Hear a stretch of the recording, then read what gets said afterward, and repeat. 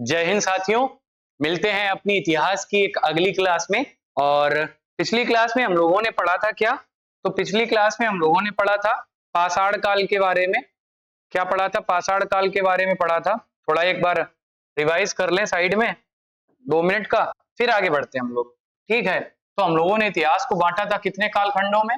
इतिहास को टोटल 3 कालखंडों में बांटा था, जिसमें से एक था अपना प्राग ऐतिहासिक काल, दूसरा आदि ऐतिहासिक काल और तीसरा केवल ऐतिहासिक काल। ठीक, यहां तक बात हो गई थी। और इसमें प्राग ऐतिहासिक काल में ही हम लोगों ने पढ़ा था पाषाण काल, और इसको भी हम लोगों ने 4 भागों में बांटा था। एक था अपना पूरा पाषाण काल, फिर मध्य पाषाण काल और नव पाषाण काल, और अंत में आता है ताम्र पाषाण काल। तो अपनी जो लास्ट वाली क्लास थी वो यहां तक हो गई थी। आज हम लोगों को पढ़ना है क्या? आदि ऐतिहासिक काल। क्या पढ़ना है? आदि ऐतिहासिक काल। जिसमें है क्या? इसमें हमने बताया था आपको, ना तो मनुष्य ने कुछ लिखा था और ना उसे कोई पढ़ा। जब लिखा ही नहीं तो पढ़ेगा कौन? यहाँ पर मनुष्य ने लिखा तो बहुत अच्छा था, लेकिन उसे आज तक हम लोग पढ़ नहीं पाए। ठीक, ये बताया था। तो वो कौन सा चैप्टर है जो इसके बाद आता है पाषाण काल के बाद में? तो वो हम लोगों को देखने को मिलता है। कौन सा चैप्टर? तो आदि ऐतिहासिक काल। ठीक, तो हम लोग इसी को करते हैं शुरू। बाकी एक चीज आप लोगों से कहनी है कि भाई वीडियो को लाइक किया कीजिए। वीडियो को लाइक नहीं करते हैं, व्यूज अच्छे आते हैं, कंटेंट हम लोग आपको अच्छा दे रहे हैं, आप लोग ना वीडियो को लाइक करते हैं ना शेयर करते हैं वीडियो को। ठीक है, तो वीडियो को लाइक भी किया कीजिए, शेयर भी कीजिए। इसके बाद में अगर आपका कोई डाउट हो तो कमेंट बॉक्स में लिखिए भी। ठीक, फालतू के डाउट को छोड़ के। जैसे एक दिन अभी बच्चे वो मैराथन वाली क्लास में लिख रहे थे कि सर बहुत क्यूट लग रहे हो, इस टाइप के कमेंट से बचें। अगर आपका कोई डायरेक्ट कोई प्रश्न है तो वो सीधा कमेंट बॉक्स में लिखें, उसका उत्तर हम आपको देंगे। ठीक है, शुरू करते हैं आदि ऐतिहासिक काल, जिसमें हम लोगों को पढ़ने को मिलता है क्या? हड़प्पा सभ्यता। क्या पढ़ने को मिलती है? हड़प्पा सभ्यता पढ़ने को मिलती है। और हड़प्पा सभ्यता का नाम, पहली ही बात यही है कि हड़प्पा का नाम हड़प्पा क्यों पड़ा? तो हड़प्पा का नाम हड़प्पा इस वजह से पड़ा क्या, सबसे पहले अगर बात की जाए इस सभ्यता की, तो सबसे पहले जो शहर खोजा गया था तो वो हड़प्पा ही शहर था जो सबसे पहले खोजा गया था। कब खोजा गया था सर? 1921 ईस्वी में। किसके द्वारा खोजा गया था सर? तो किसके द्वारा खोजा गया था? तो आप लोगों को अगर पता हो, दयाराम साहनी जी द्वारा, इनके द्वारा ये हड़प्पा शहर खोजा गया था। ठीक है, इस वजह से इसका नाम पड़ गया हड़प्पा सभ्यता। इसके बाद में अगर आप लोग देख रहे हो इसमें था क्या, तो इसमें लिपि तो मिली लेकिन हम पढ़ नहीं सके। इसके बाद में इसका जो टाइम पीरियड है वो 2350 बीसीई से लेके 1750 बीसीई तक है। ठीक है, अब इसको सर बीसीई क्यों बोलते हैं? तो 1 मिनट हम बताए दे रहे हैं आपको। ये मान लिया ये रही 0 ईस्वी, जैसे कि आज चल रहा है 2025, और इसको हम लोग हिंदी में बोलते हैं ईस्वी और इंग्लिश में बोलते हैं एडी या एनो डोमिनी। ठीक है, और ये हो जाएगी बीसीई, या हिंदी में इसको बोलते हैं ईसा पूर्व। ठीक, होता क्या है कि 0 ईस्वी को होता है ईसा मसीह जी का जन्म। किसका होता है? किसका जन्म होता है? तो ईसा मसीह जी का जन्म होता है। ईसा मसीह जी का जन्म होता है, और जिस दिन इनका जन्म होता है उसी दिन से शुरू हो जाती है 0 ईस्वी। ठीक है, और 0 ईस्वी से अभी तक 2025 चल रहा है। और जो इनके ईसा मसीह के बाद वाला जो समय रहा उसको बोला जाता है एनो डोमिनी और ईस्वी हिंदी में। लेकिन अगर इससे ईसा मसीह जी के जन्म से पूर्व की बात की जाए तो ईसा पूर्व मतलब ईसा भगवान से पहले। ठीक, और इंग्लिश में तो बिफोर जीसस क्राइस्ट। ठीक, यहां तक बात क्लियर? इसके बाद हम लोग बढ़ते हैं। समझ गए होगे बीसीई का मतलब क्या है और एडी का मतलब क्या है, या फिर ईसा पूर्व या एसी ईस्वी का क्या मतलब है यहाँ पे। ठीक, इसके इस सभ्यता के कुछ अन्य नाम भी थे। कौन कौन से नाम थे? एक तो इसको कांस्य युगीन सभ्यता कहा जाता था। क्यों कहा जाता था सर? तो कांस्य युगीन सभ्यता इस वजह से कहा जाता था, जो इस टाइम पे मनुष्य ने धातु जो पहले इससे खोजी थी, अगर याद हो तो सबसे पहले मनुष्य ने तांबा खोजा था। ठीक, उसने क्या किया, तांबा के अंदर में क्या मिला दिया? टिन को मिला दिया। तांबा में टिन मिल गया, जिससे बन गया क्या? कांसा। इस वजह से इस काल में या इस समय हड़प्पा सभ्यता के टाइम पे कांसे की खोज हुई थी। इस वजह से इसे कांस्य युगीन सभ्यता के नाम से भी जाना जाता है। इसके बाद में सिंधु घाटी सभ्यता, ये क्यों बोला जाता है? क्योंकि ये सिंधु नदी के आसपास ही इसके ज्यादातर शहर देखने को मिलते हैं, इस वजह से इसको क्या कहा जाता है? तो इसको कहा जाता है सिंधु घाटी की सभ्यता। इसके बाद में ये कैसा था? तो प्रथम नगरीकृत सभ्यता था। मतलब पूरे विश्व में सबसे अगर पहले नगरीकृत का मतलब अच्छे सुंदर नगर, वेल प्लान्ड नगर अगर बात की जाए तो कहाँ थे? तो इस सभ्यता में देखने को मिलते हैं। ठीक, बढ़ते हैं हम लोग आगे। आगे देखते हैं, ये सारे पॉइंट्स जो हमने लिए हैं ये आपके एग्जाम से रिलेटेड है और एग्जाम में इंपॉर्टेंट भी है, तो आप लोग पढ़िएगा तो अच्छे से पढ़िएगा, ठीक है, और नोट्स भी बनाते चलिएगा। बाकी इसकी जो ये पीडीएफ है ये आपको हमारे टेलीग्राम जो चैनल है उसकी लिंक आपको हम डिस्क्रिप्शन में दे देंगे, उसमें से आप ये पूरी पीडीएफ डाउनलोड कर लेना नोट्स की। ठीक, बढ़ते हैं आगे। इसकी जानकारी किसकी? हड़प्पा सभ्यता की सबसे पहले जानकारी किसने दी थी? चार्ल्स मैसन ने दी थी। कब दी थी? तो 1826 ईस्वी में दी थी। किसने? चार्ल्स मैसन ने जानकारी दी कि भैया वहां पर एक हड़प्पा नाम का शहर तो नहीं था, लेकिन वहां पर कुछ ईंटें निकल रही हैं पक्की और कुछ लग रहा है कि वहां पर कोई एक पुरानी सभ्यता दबी हुई है। लेकिन हम लोग थे किसके? अंग्रेजों के गुलाम थे। इस वजह से अंग्रेजों ने कहा कि भाई काहे हम इसमें पैसा बर्बाद करें, और सही बात भी है, अगर आप किसी को गुलाम बनाएंगे वो आपको काहे ऊंचा दिखाएगा और किस वजह से वो आपके ऊपर बेफिजूल में इन चीजों को लेके पैसा खर्च करेगा। तो तब अंग्रेजों ने किया नहीं। तो ये सबसे पहले अगर जानकारी दी इस शहर की तो चार्ल्स मैसन ने। अच्छा, ये सबसे पहले पाया कहां गया? तो आप लोग देख रहे हो, ये जो आप देख रहे हो, ये जो नदी देख रहे हो, यही है कौन सी नदी? तो सिंधु नदी है। ठीक, ये सिंधु नदी है और इसी सिंधु नदी के आसपास ये पूरा बसा हुआ है। ये आप देख रहे हो मोहनजोदड़ो वगैरह वगैरह, ये सब यहीं देखने को मिलते हैं। ठीक, तो सिंधु नदी के आसपास ही आप सबको देखने को मिलेंगे। इसके बाद में बात की जाए कि इसकी जानकारी, चूंकि हुआ क्या था, वहां पर लोग जो रह रहे थे पाकिस्तान में, क्योंकि तब भारत ही था वो, जब वो वहां पर लोग रह रहे थे तो लोगों ने क्या किया कि देखा कि एक टीला टाइप का है, वहां से पक्की ईंटें निकलती हैं। तो एक दो ईंटें निकली, लोगों ने वहां से सोचा कि ये तो खजाना मिल गया हमको ईंटों का, कि यहाँ केवल पक्की ईंटें ही निकलती हैं। तो लोगों ने क्या किया, वहां से ईंटा निकालना शुरू कर दिया। ठीक है, फिर ऐसे करके ईंटे वाली जानकारी चार्ल्स मैसन साहब के पास पहुंची। उन्होंने देखा जाके तो उन्हें लगा ये बहुत पुरानी ईंटें हैं और कोई शहर है जो नीचे दबा हुआ है। तो फिर ऐसे करके इन्होंने जानकारी दी। इसके बाद में जब टाइम आता है, जो पहला सर्वेक्षण होता है वो जेम्स कनिंघम के टाइम पे होता है। कब होता है? तो ये होता है 1920 के आसपास में। ठीक है, ये जेम्स कनिंघम के टाइम पे होता है। और फिर अगर बात की जाए पहली जानकारी किसने दी? चार्ल्स मैसन ने। पहला सर्वेक्षण जेम्स कनिंघम ने। और इसका क्षेत्रफल कितना था? तो 13 लाख वर्ग किलोमीटर था। कितना था? 13 लाख वर्ग किलोमीटर इसका क्षेत्रफल था। ये जो पूरा एरिया, ये जो रेड पॉइंट बने हैं, यहां से पूरा ये शुरू करो, जितना ये ग्रीन एरिया दिख रहा है, ये पूरा एरिया था। और इस पूरे एरिया में ही क्या थी?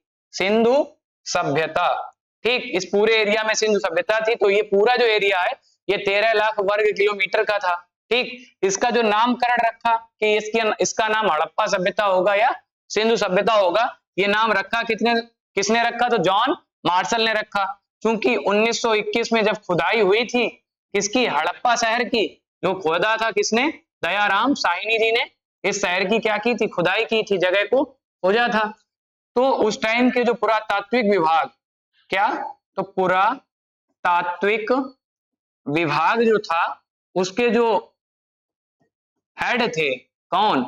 हेड, ठीक है, मुख्य थे, वो कौन थे? जॉन मार्शल जी थे। तो यहां तक बात आई होप आप सब लोगों को क्लियर हो गई होगी। अगर क्लियर हो गई हो तो जल्दी से कमेंट बॉक्स में लिख के बताइए कि हाँ सर यहां तक क्लियर है। अगर कोई डाउट है तो तुरंत कमेंट बॉक्स में डाउट लिख के बताइए। ठीक है, बढ़ते हैं फिर हम लोग आगे। बाकी गर्मी बहुत है आज। चलो भाई आगे देखते हैं। इसके बाद में सिंधु सभ्यता की जो पहली खुदाई थी वो दयाराम साहनी, जैसा कि अभी हमने बताया, शहर कौन सा खोदा था? तो हड़प्पा। और कब खोदा था? 1921 ईस्वी में। इसका आकार कैसा था? तो इसका आकार त्रिभुजाकार था। सर कैसे त्रिभुजाकार था? तो ये आप देख रहे हो, ये देखने को मिल रहा है भारत, और यहां से ये शुरू हो जाता है, ये शुरू हो जाता है कश्मीर, और यहां से ये शुरू हो जाता है पाकिस्तान। ये जो सिंधु सभ्यता है वो आपको कुछ इस तरह की देखने को मिलेगी, त्रिभुजाकार। ठीक है, कुछ इस तरह को देखने को मिलेगी। हो सकता है थोड़ा हमने ऊपर बना दिया, इसको थोड़ा और नीचे कर लेते हैं। ठीक, इसको थोड़ा और नीचे कर लेते हैं। ये इस प्रकार से देखने को ये सभ्यता आपको मिलेगी। तो ये त्रिभुज के आकार का बन रहा है, इस वजह से इस सभ्यता का जो आकार था बसने का वो कैसा था, तो त्रिभुजाकार था। इसके बाद में इसके हम लोग थोड़ा देख लेते हैं कि इसकी सीमाएं कहाँ कहाँ लगती थी। तो अगर बात की जाए तो इसकी उत्तरी सीमा कहाँ लगती थी, तो उत्तरी सीमा ये मांदा नामक जगह थी, कहाँ थी, तो जम्मू और कश्मीर में है, वर्तमान में भी है।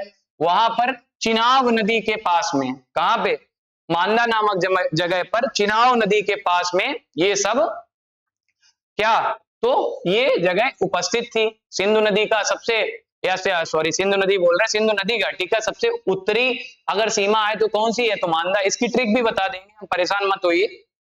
इसके बाद में आती है बात पूर्व की सीमा। तो पूर्व की सीमा थी आलमगीरपुर, ये कहां पे है सर, तो ये है मेरठ में। कहां है, मेरठ में। और मेरठ कहां पे है, तो यूपी अर्थात उत्तर प्रदेश में। किस नदी के तट पे ये शहर है, तो हिंडन नदी के तट पे, ठीक है। इसके बाद में दक्षिणी वाला देखते हैं कि सबसे दक्षिण में कौन सा शहर था, तो दक्षिण में था दयामाबाद। ये कहां था, तो महाराष्ट्र में। किस नदी के तट पे, तो प्रवरा नदी के तट पे। और प्रवरा नदी किसकी सहायक है, तो गोदावरी नदी की सहायक नदी है, ठीक। गोदावरी नदी की सहायक नदी है कौन सी, प्रवरा नदी। इसके बाद में सबसे पश्चिमी तट जो कि है सूतकांगे डोर, ये कहां स्थित है, तो ये है बलूचिस्तान में। बलूचिस्तान कहां पे है, तो पाकिस्तान में। और पाकिस्तान का ही आज बोल सकते हो कि इतना बुरा हाल हो रखा है कि बलूचिस्तान ने खुद को स्वतंत्र घोषित कर दिया कि हम आजाद हैं, कोई पाकिस्तान के साथ में नहीं, हम स्वतंत्र एक देश हैं। और उसने अपना नाम, अपना फ्लैग भी बना लिया, नाम का रखा रिपब्लिक ऑफ बलूचिस्तान, और फ्लैग भी उसने अपना बना लिया, ठीक है। तो सूतकांगे डोर कहां है, बलूचिस्तान में। दास्क नदी के तट पे है, कौन सी नदी, तो दास्क नदी जो है उसके तट पे है। अब इसकी ट्रिक भी समझ लो कि इसको अगर याद ना करना पड़े तो सर कैसे याद रह सकता है, तो ट्रिक इसकी ये है, सम बराबर एडी, इसके बाद में डच बराबर है पर, ठीक। सम बराबर एडी और डच बराबर है पर। सा से आ जाता है सूतकांगे डोर, तो इसकी नदी कौन सी है, दास्क नदी। मां से आ जाता है मांदा, नदी का नाम है चिनाब नदी। ए से आ जाता है आलमगीरपुर, हा से आ जाता है हिंडन नदी। इसके बाद में डी से आ जाता है क्या, दयामाबाद।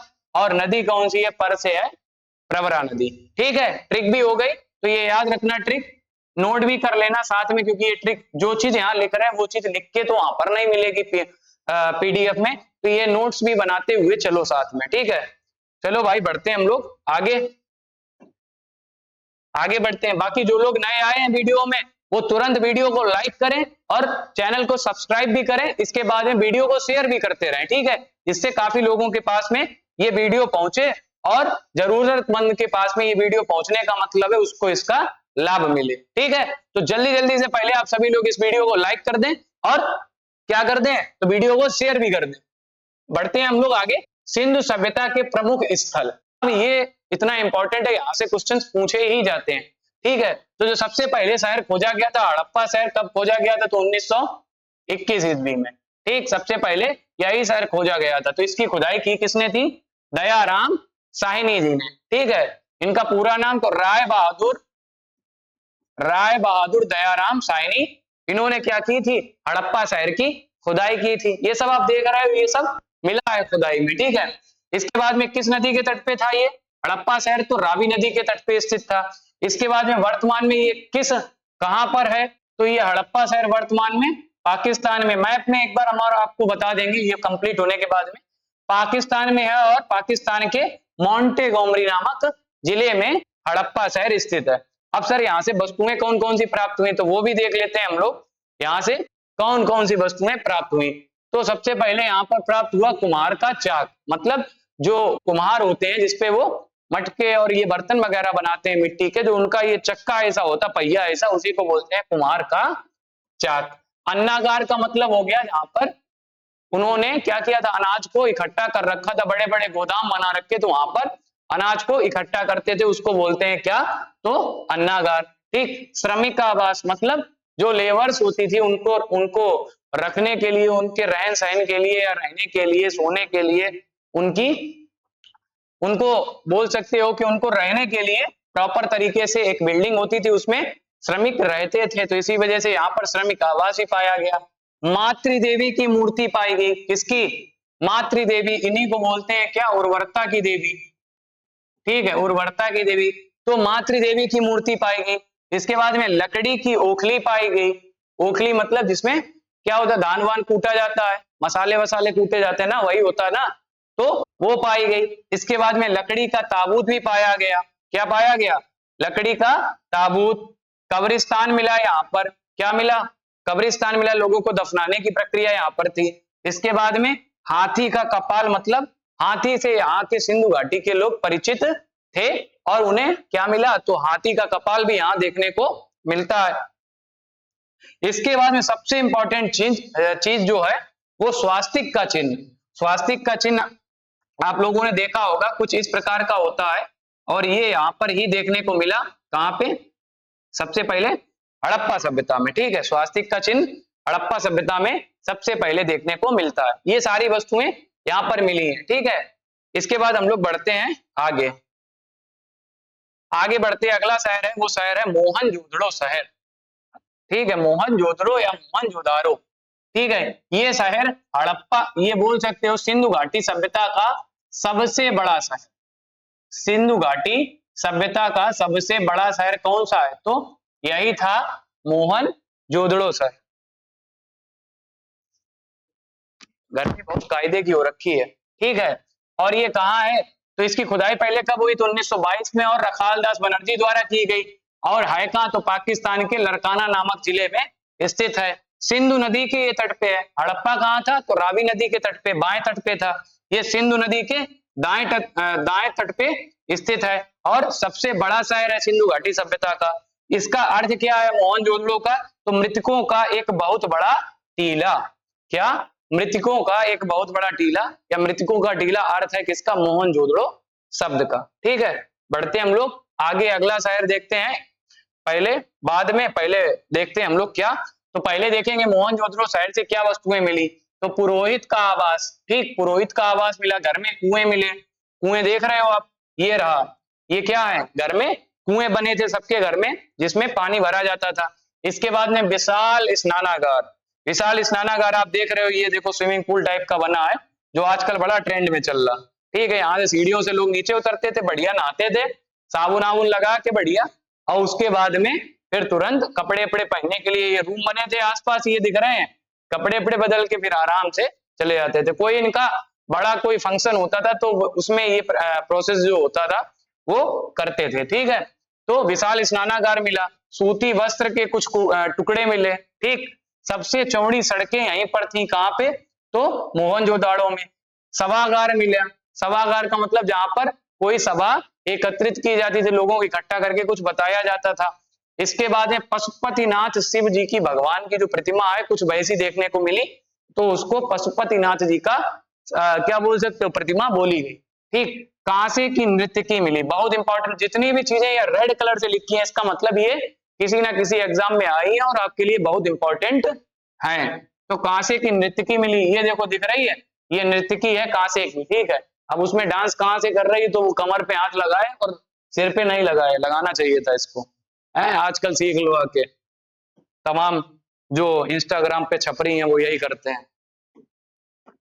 इसके बाद में आते हैं हम लोग अगले शहर पे। तो शहर का नाम है चौंदड़ो, जिसकी खुदाई हुई थी 1931 में। की किसने थी? गोपाल मजूमदार जी ने की थी। पाकिस्तान में ही है ये। कहां पे है? पाकिस्तान में। सिंधु नदी के तट पे ही स्थित है। यही एकमात्र शहर है जो दुर्ग पर या दुर्ग से रहित है। कैसा है? दुर्ग से रहित। अच्छा, ये बताया नहीं, जो सिंधु घाटी सभ्यता है ये चाहे कोई भी शहर हो वो दो भागों में बटा था, एक पश्चिमी दुर्ग और एक पूर्वी एरिया, मतलब पश्चिम और पूरब। पश्चिम में होता था दुर्ग।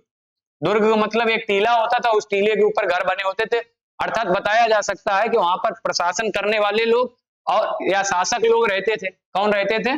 शासक लोग रहते थे, या फिर पुरोहित बोल सकते हो, या फिर बड़े व्यापारी बोल सकते हो। तो वो कहाँ रहते थे? दुर्ग पे। और ये जो था इसको बोलते थे निचला स्तर। यहाँ पर भी लोग रहते थे, ठीक है, निचला स्तर, ठीक है, यहाँ भी लोग रहते थे। तो ये दो भागों में बांटा गया। लेकिन जो इकलौता चौंदड़ो था यहाँ पर एक भी तरह दुर्ग और बोल सकते हो निचला स्तर नहीं था, सब बराबर थे, सबको साथ में बराबर एक ही जगह पर रहना था, ठीक है, उस तरीके से रहते थे। चौंदड़ों से कौन कौन सी वस्तुएं मिली, तो गुड़िया मिली, सुई मिली, मेकअप की सामग्री जैसे लिपस्टिक, काजल, कंगे, ये सब भी मिले, खोज कर लिए थे तब, ठीक है। इसके बाद देखो लिखा भी है, लिपस्टिक मिला, शीशा मिला, मनका मतलब मटका, कल ही बताया था। अलंकृत ईंटें मिली, मतलब अलंकृत ईंटें, जैसे कि कुछ ईंटें ऐसी होती है एकदम प्लेन, कुछ ऐसी होती है कि इसके अंदर फूल बना दिया गया है, तो इसको बोलेंगे अलंकृत ईंटें। बिल्ली का पीछा करता हुआ एक कुत्ता, इसकी एक क्या मिली, चित्र मिला, क्या ऐसा कुछ बना था दीवार पे। चलो भाई आगे बढ़ते हैं। शहर का नाम है रोपड़, जो कि खोजा था किसने, यज्ञदत्त शर्मा ने, कब, 1953 में। यह पंजाब के सतलज नदी के तट पे है, कहां पे, पंजाब में है और सतलज नदी के तट पे स्थित है। यहाँ पर ऐसा क्या था, यहाँ पर जो देखने को मिलता है रोपड़ में, वो ये जो समाधि देख रहे हो, ऐसी ही समाधि एक पाई गई थी बुर्जोम में, यहाँ भी समाधि ही मिली थी, ठीक है, यहाँ भी समाधि ही मिली, जैसे देखो लिखा भी है बुर्जोम में ऐसी ही समाधि पाई गई थी, तो जिसमें उनके परिवार वाले हो सकते हो एक या दो लोग, और उनका कोई बोल सकते हो पालतू जानवर, या उनकी कोई फेवरेट चीज जैसे कंगा हो गया, शीशा हो गया, जो जीवन भर साथ में रहा हो, उसको भी रख दिया जाता था, ठीक है। या बर्तन उनके देखो रखे भी हैं इसमें बर्तन, ये देखो इनकी प्लेट कटोरी रखी है, इसी में खाते पीते होंगे, ठीक है। आगे देखते हैं, अगला शहर है बनावली। इसकी खुदाई रविंद्र सिंह जी ने की थी। यह हरियाणा में स्थित है, कहां पे, हरियाणा में। इसके समीप कौन सी नदी है, तो रंगोई नदी है। यहाँ जल निकासी की जगह नहीं थी, बल्कि हर घरों में क्या मिलता था, सोखता। बाकी पूरे सिंधु घाटी जो सभ्यता है उसमें जल निकास प्रणाली जो है वो एकदम लाजवाब है। एक तो जल निकास प्रणाली, दूसरा जो है यहाँ पे लाजवाब, जो सड़कें होती थी वो हमेशा समकोण पर काटती थी, जैसे आपके घर की विंडो होती है उसमें जो सरिया लगी होती है तो एकदम सीधी होती है, तो वही कुछ इसी प्रकार से सड़कें देखने को मिलती हैं इस सभ्यता में। जल निकास प्रणाली कैसी, तो जो नाली थी एकदम ढाल की ओर रहती थी, उसके ऊपर में ढकी हुई होती थी, पटरे लगे होते थे। उसके बाद में और क्या यहाँ से मिला, तो यहाँ पर जो सड़कें होती थी, पता चला ये सड़क है, तो सड़क ऊपर उत्तर नीचे दक्षिण, और ये जो था घर जो होते थे वो उत्तर और दक्षिण में होते थे, लेकिन जो पूरब से पश्चिम में ये रोडें होती थी, सड़कें होती थी, जिससे हवा चलती थी और सड़कें अपने आप बिना किसी के सफाई के साफ हो जाया करती थी, ठीक है। इसके बाद में यहाँ की सड़कें टेढ़ी मेढ़ी मिलती हैं, केवल इसी जगह की, ये अपोजिट था, इस वजह से यहाँ पर बता दिया। अगला जो शहर देखने को मिलता है वो कौन सा है, तो वो है काली बंगा। कौन सा है, काली बंगा, जिसका अर्थ है काली चूड़ियां, लिखा भी है काली बंगा, इसका अर्थ है काली चूड़ियां। बीके थापड़ और बीबी लाल जी ने इसकी खुदाई की। इसके बाद में ये कहां पे है, तो राजस्थान में स्थित है वर्तमान में, सरस्वती नदी के तट पे है, या जिसका पुराना नाम घग्गर नदी बोला जाता। अगर पूछा जाए कौन से जिले में है, तो हनुमानगढ़ी जिले में है, राजस्थान के हनुमानगढ़ी जिले में स्थित है कालीबंगा। यहाँ पर जो चीजें मिली और जिसमें सबसे इंपॉर्टेंट चीज थी वो जुता हुआ खेत था, बाकी मिली यहाँ चूड़ी भी, अलंकृत ईंट भी, हालत के साक्ष्य यहाँ मिले, हवन कुंड मिले। जितने ये रेड कलर से जो पॉइंट दिख रहे हैं, इसका मतलब ये बहुत बहुत इंपॉर्टेंट है आप सभी के लिए, और ये आपके एग्जाम्स में पूछे जा सकते हैं, ठीक है। आगे अगला जो शहर है, अगला जो शहर है वो कौन सा है, तो शहर है धौलावीरा, ठीक है। कौन सा शहर है, धौलावीरा, ठीक है। ये कहां पर स्थित है, गुजरात में। अगर आप लोग देखेंगे तो इस प्रकार से कुछ मैप बना होगा, यहाँ पर ये वाला जो कोना दिख रहा है यहाँ पर स्थित है, आधा ये पाकिस्तान में है और आधा भारत में है, ठीक है, धौलावीरा, ठीक है। इसके बाद हम लोग आगे देखते हैं, गुजरात में स्थित है ये, यह सिंधु सभ्यता का सबसे बड़ा स्थल है, शहर नहीं है, याद रखना। शहर कौन सा है, तो शहर मोहनजोदड़ो है, ठीक है, या मोहनजोदड़ो है, लेकिन सबसे बड़ा स्थल कौन सा है, तो धौलावीरा है, सिंधु सभ्यता का। अगर भारत का पूछा जाए कि भारत में सबसे बड़ा सिंधु स्थल कौन सा है, तो भारत का सबसे बड़ा सिंधु स्थल कौन सा है, तो राखी गढ़ी। कौन सा है, राखी गढ़ी, भारत में सबसे बड़ा सिंधु स्थल। इसकी खुदाई किसने की थी, तो रविंद्र सिंह जी ने की थी, ठीक। आगे बढ़ते हैं, अगला शहर है सुत कोटदा। यहाँ ये कहां पे, ये भी गुजरात में स्थित है। यहाँ पर कलश, समाधान और घोड़े की हड्डी मिली। यह एक बंदरगाह था, क्या था, बंदरगाह ही था, लेकिन सिंधु घाटी का सबसे बड़ा बंदरगाह तो लोथल था, ठीक है, सिंधु घाटी का सबसे बड़ा बंदरगाह लोथल था। दास्क नदी के तट पर स्थित था ये, ठीक है। इसकी खुदाई ऑरेंज स्टाइल एवं जॉर्ज डेल्स ने की थी। किसकी? इसकी सुतकोटदा की, ठीक। आगे बढ़ते हैं, इसके बाद में आ जाता है लोथल, ठीक, आ जाता है लोथल। तो लोथल की बात आती है, यह सिंधु सभ्यता का बंदरगाह था, जैसा अभी हमने बताया, ये दिख रहा है, ये देखो जहाज यहाँ पर, सेम ऐसे ही हुआ करता था, एआई द्वारा पिक बनाई गई है, ऐसा ही बंदरगाह हुआ करता था, नाव पे माल लादा जाता था और ले जाया जाता था। ये बड़े बड़े अन्नागार बने हैं, श्रमिक आवास बने, अन्नागार बने, मतलब यहीं पर अनाज और सामान को इकट्ठा किया जाता था। ये रहा, वर्तमान में कुछ इस प्रकार से देखने को मिलता है ये, ठीक है। यहाँ के घरों के गेट जो थे सड़कों की ओर खुलते थे। कहने का मतलब है पूरे हड़प्पा सभ्यता में केवल यही जगह ऐसी थी जहां पर जो गेट थे वो सड़कों की ओर देखने को मिलते थे। बाकी हर जगह पर क्या था, जो खिड़कियां थी, क्या थी, खिड़कियां थी, वो मेन सड़क पे। बाकी जो पीछे वाले ये रोड थे, पता चला ये किसी का घर है, वो उसका जो मेन गेट होता था वो पीछे वाली रोड पे होता था, फ्रंट रोड पे नहीं होता था, कि जिससे धूल और शोर शराबा थोड़ा कम आ सके। यहाँ फारस की मोहर मिली, क्या मिली, फारस की मोहर, जिससे पता चलता है कि सिंधु सभ्यता का जो व्यापार था वो फॉरेन से भी होता था। फॉरेन मतलब विदेशों से होता था, और विदेशों में कहां से, तो फारस से होता था। विदेशी व्यापार का भी संकेत, अर्थात फारस की मोहर में जो संकेत आई, तो ये किस नदी के तट पे था, तो भोगवा नदी के तट पर स्थित था। यहाँ से युगल समाधान मिले, मतलब पति पत्नी को एक साथ में रखा गया, जिस वजह से इसको सती प्रथा भी बोला गया कि शुरुआत हुई थी। कि सती प्रथा में क्या होता है कि किसी पत्नी, कोई स्त्री है, अगर उसका पति खत्म हो जाता है, उसकी मृत्यु हो जाती है, तो उसके जो पत्नी होती थी उसको भी उसी के साथ में अंतिम संस्कार में बैठाल दिया जाता था, आग के ऊपर या फिर जैसे भी, ठीक है। तो यहाँ पर गाड़ दिया गया, इस वजह से ये बताया जाता है, ठीक। आगे बढ़ते हैं हम लोग, अगला पॉइंट देखते हैं। रंगपुर, ये भी गुजरात में ही स्थित है। इसकी खुदाई रंगनाथ राव ने की और मादर नदी के तट पर स्थित है। इसके बाद में धान की भूसी, यहां से मिला क्या, तो धान की भूसी देखने को मिलती है, धान की भूसी यहां से मिली। नोट पॉइंट है, भारत का में सबसे बड़ा स्थल जो है वो राखीगढ़, ये भी बताया ही था, कहां पे है, तो हरियाणा में। भारत सिंधु सभ्यता का सबसे बड़ा शहर तो मोहनजोदाड़ो, ये भी बता चुके। बढ़ते हैं आगे, सिंधु सभ्यता की विशेषताएं, क्या विशेषताएं थी, तो नगरीय सभ्यता थी, आप सभी को पता। रोडें समकोण, मतलब सड़कें जो थी समकोण पर आके मिलती थी या काटती थी। यह पूरब पश्चिम दिशा में थी, मतलब क्या हवा इसको अपने आप साफ कर दे, सफाई की जरूरत ना पड़े। नालियां ढकी हुई थी। कृषि इनका मुख्य व्यापार था, मतलब कृषि से ही इनका घर वर चलता था। व्यापार इनका विदेशों तक चलता था। फारस की मोहरें देखने को मिलती हैं, ठीक है। इसके बाद में इनका समाज कैसा था, तो मातृसत्तात्मक। अभी अपने यहाँ का समाज कैसा है, तो पितृसत्तात्मक। कुछ घरों में मातृसत्तात्मक होगा, लेकिन ज्यादातर पितृसत्तात्मक है, अर्थात पिता की ही घर पे चलती है। वैसे ही यहाँ पर पुरुषों की चलती थी, माताओं की नहीं, मतलब। लेकिन आज की डेट में अगर यहाँ की बात करो तो मातृसत्तात्मक तो माताओं की और बहनों की चलती थी, ठीक है। उनकी लिपि कैसी थी, तो भाव चित्रात्मक। इसी वजह से आज तक हम लोग इनको पढ़ नहीं पाए। भाव चित्रात्मक का मतलब उन्होंने दिखा दिया कि अगर हमने खुद नहीं पढ़ा भाई, जब अच्छे अच्छे इतिहासकार नहीं पढ़ पाए तो हम क्या ही बता दें। अब उन्होंने ऐसे कुछ बना दिया, अब बताओ इसका मतलब क्या है, ऐसे करके उन्होंने कुछ बना दिया, इसका कोई मतलब है, तो इसको वही पढ़ सकता है जो काफी दिन तक अध्ययन करे। हालांकि बहुत लोगों ने प्रयास किया, अभी तक कोई नहीं पढ़ पाया। इसके बाद में देखते हैं, इनके मोहरों पर सर्वाधिक एक सींग वाले जानवर का चित्र में देखने को मिलता है। ये जो देख रहे हो घोड़ा जैसा देखने को मिल रहा है, और ये देखो इसकी एक सींग है, ठीक है। तो ऐसा देखने को मिलेगा। माप तौल की इकाई इनकी मिनिमम जो बांट था वो 16 केजी का था।